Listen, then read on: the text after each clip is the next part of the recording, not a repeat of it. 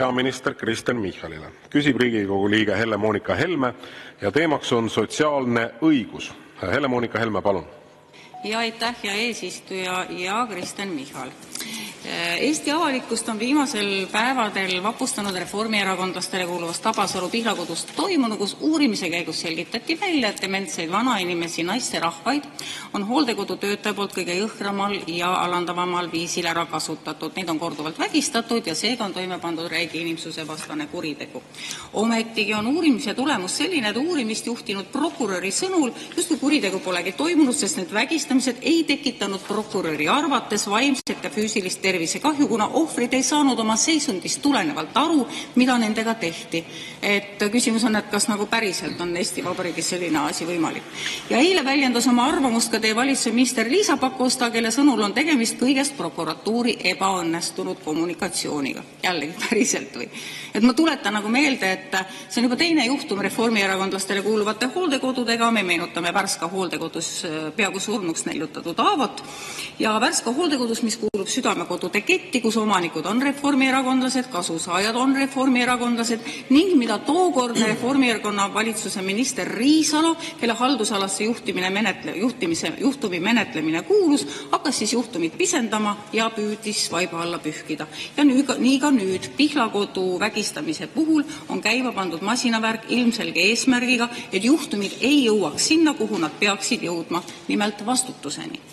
Et lõpuks ometi vastutaksid reformierakondlastest hooldekoduärimehed, kellele on lähedased kalli raha eest usaldanud oma vanainimesed, ootuses, et nende eest kantakse selle raha eest head hoolt ja vanainimeste viimased eluaastad oleksid hoolekandeasutuses turvalised. Kahjuks juba mitmendat korda nii ei ole. Ja küsin siis teie käest, kas on siin midagi valesti või ei ole? Kas teie juhitud riigis on midagi tehtud valesti, et sellised asjad saavad juhtuda? Ja kui ongi kahetsusväärselt ikkagi juhtunud, siis kuidas saab nii olla, et õigussüsteem, kes peaks vägistamise ohvreid kaitsma, hakkab kaitsma hoopis asutust, kus see kõik juhtus ja pisendama ohvrite kannatusi ja trampima lähedaste läbielamistel ja tunnetel? Aitäh, austatud Riigikogu esimees, head Riigikogu liikmed. Loomulikult sellised teod on üheselt hukkamõistetavad ja neil ei ole õigustust. Kui prokuratuuri väljaütlemine on põhjustanud pahameelt, siis küllap on nende ülesanne ka see kommunikatsioonis ise ära selgitada, mida keegi oma väljaütlemistes mõelnud on või kus ta seda öelnud on. Ja hästi oluline on, et sellistele tegudele järgneks nii hukkamõist kui karistus. Täitevvõim, nagu te teate, ei juhi süüdistust, ei juhi ka kohtuvõimu. See tähendab seda, et prokuratuur oma tegevustes on sõltumatu ka menetlustes, ka menetlusotsustes ja nii see peabki olema demokraatlikus riigis, et prokuratuur on sõltumatu ja süüdistus. Ja kohtusüsteem teostab kontrolli kõige selle üle, muuhulgas ka prokuratuuri tegevuse üle ja kohtuotsused on selle kontrolli mõõdupuuks. Nii et veel kord, jah, ma arvan, me siin ei pea keegi üksteist veenma, et sellised teod tuleb hukka mõista üheselt ja tegude toimepanijad peavad saama karistuse. Aitäh! Suur tänu. Helle-Moonika Helme, teil on täpsustav küsimus, palun.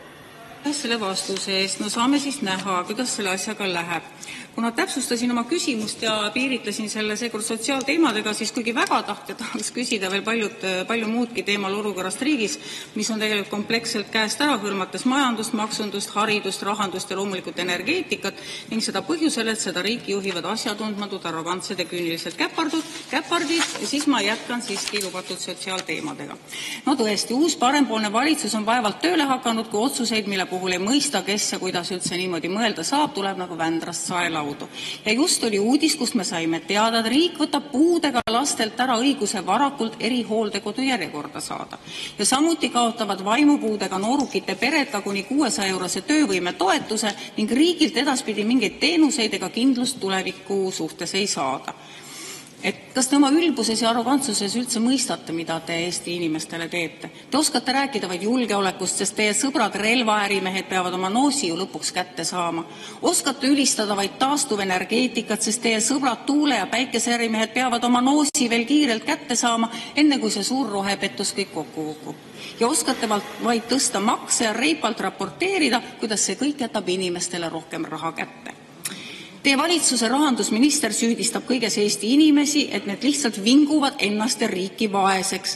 Teie uus sotsiaalminister on teinud korraliku avalöögi, nagu ma juba ütlesin, ja läinud puuetega inimeste, puuetega laste ja vaimupuuetega noorukite kallale ja neilt viimast tuge ja abi ära võtma.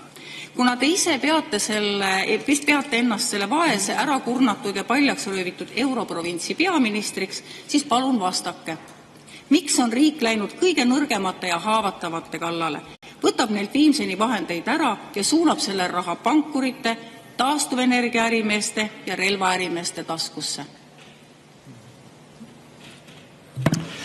Härra minister, palun. Aitäh. Jah, ma saan aru, et see eelnõu on ka parlamendis ja põhjus sellele eelnõule on lihtne, et kooliea pikendamine. Et need lapsed ei välju süsteemist, vaid jätkavad haridusteed. Aga seda te oleks saanud ka komisjonist teada ilma selliseid, kogu seda sellist võib-olla veidi mürgist juttu paberilt maha veerimata. Aga siiski mõni lause, et kui te ütlete, et Eesti riigi kaitsesse lisainvesteerimine on Reformierakonna või minu sõprade relvaärimeeste jaoks, siis minu meelest alustate te kogu Eesti kaitsesüsteemi, kõiki inimesi, kes Eesti kaitset oluliseks peavad. Eestit tuleb kaitsta vaenulike naabri eest. See ei ole mitte relvaärimeeste nuumamine. Ma saan aru, et EKRE jaoks on see jälle justkui nagu katse, mida te olete ka varem teinud. Ma mäletan Eesti kaitseväega vastanduda, Eesti kaitsetega vastanduda. Minu meelest on see piinlik ja mage.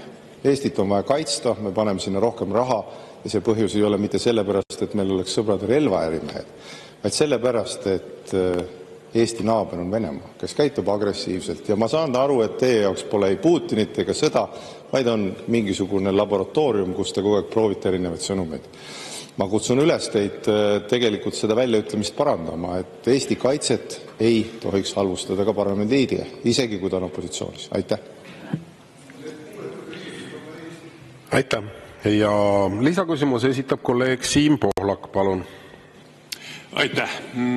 Ja juhataja, lugupeetud peaminister, lõpetasite siin kaitse teemaga, et sellest, et meil oleks keda kaitsta, et meil oleks riik, mida kaitsta, peab meil olema Eesti rahvas, mis tähendab, et meil peab olema suurperesid ja peab olema lapsi.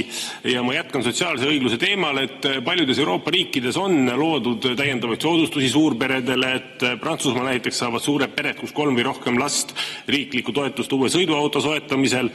Hispaanias on suurpered vabastatud auto ostmisel registreerimistasust. Ungari toetab suurperesid märkimisväärse summaga uue sõiduki ostmisel, kodu soetamisel. Itaalias, Prantsusmaal, Hispaanias saavad suurpered märkimisväärseid soodustusi elektriarvetelt. Et Eestis on kõik täpselt vastupidi, et Reformierakonna juhtimisel on suurpered saanud kõige rängemalt pihta automaksu ja pööraste elektriarvetega ning avalikust meediakajastust jääb selgelt mulje, et uuel koalitsioonil puudub igasugune positiivne programm suurperede jaoks.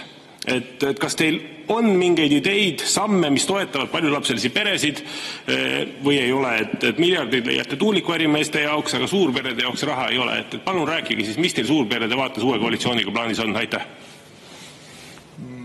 Jah, aitäh, hea küsija. Ma arvan, et see on oluline küsimus, sest ma olen ka ise korduvalt öelnud, et demograafiline probleem üle kogu Euroopa, üle kogu maailma arenenud riikides on päris tõsine. Jah, ja kui vaadata ka nagu statistilisi näitajaid, siis peretoetus kolmandana sündinud lapse kohta on pea 3 korda kõrgem, 2,9 korda kõrgem kui peretoetused teisena sündinud lapsel, aga vähenenud on nii teisena sündinute arv, mis on vähenenud veidi alla 6%, kui kolmandana sündinud laste arv. Ja kui vaadata numbreid ka raha poolest, te räägite rahast, siis Soome teadlased tegelikult on samasuguse analüüsi teinud, vaadanud erinevate riikide rahalisi toetusi ja jõudnud üsna üheselt mõistetavale tulemuseni, et rahaga üksiti sünde juurde ei saa, et selle osa kindlasti on ka kindlustunde loomine, ka ühiskondlik hindamine, ka teenuste tasakaal, tööelu tasakaal selle juures nii edasi. Ja kui vaadata ka numbreid üksiti, siis rahalise poole pealt jälle, kui te otsite raha ja sündide seost, siis Poolas on suurimad rahalised toetused, peaaegu 2,5% SKP-st, samas madalam sündimuskordaja. Saksamaas on Euroopa Liidus kolmandad rahalised toetused, pea 2% SKP-st, sündimuskordaja tagantpoolt 11. Bulgaarias rahalised toetused SKP-sse 2,2 korda väiksemad näiteks kui meil. Sündimuskordaja Euroopa suurim. Nii et päris sellist ühest kuldvõtit ei ole, aga ma olen ka korduvalt siin parlamendi ees olnuna öelnud, et kui teil on häid ettepanekuid, me kindlasti oleme nõus neid kuulama. Ja ma arvan, et majanduskasvu alguses, nagu me praegu oleme, see lisab peredele kindlustunnet, järgmisest aastast jääb tõesti inimestele rohkem raha kätte, nagu Moonika Helmegi mainis. Kaotame juba kehtestatud tulumaksu esimesest eurost, ka ettevõtete kasumimaksu ja olulisena tõuseb tulumaksuvaba miinimum 700 euroni, mis jätab inimestele, ka peredele rohkem raha kätte ja see on kindlasti sotsiaalselt õiglane, kui selle küsimuse pealkiri oli sotsiaalne õiglus. Nii et veel kord, kui teil on asjalikke ettepanekuid, me oleme neile igati avatud, koalitsiooni läbirääkimised on praegu käimas, ärge hoidke küünalt vaka all, aga jah, sellist ühest seost, et raha eest justkui saaks lapsi vastu, seda ei ole keegi suutnud seni tuvastada. Aitäh! Suur tänu!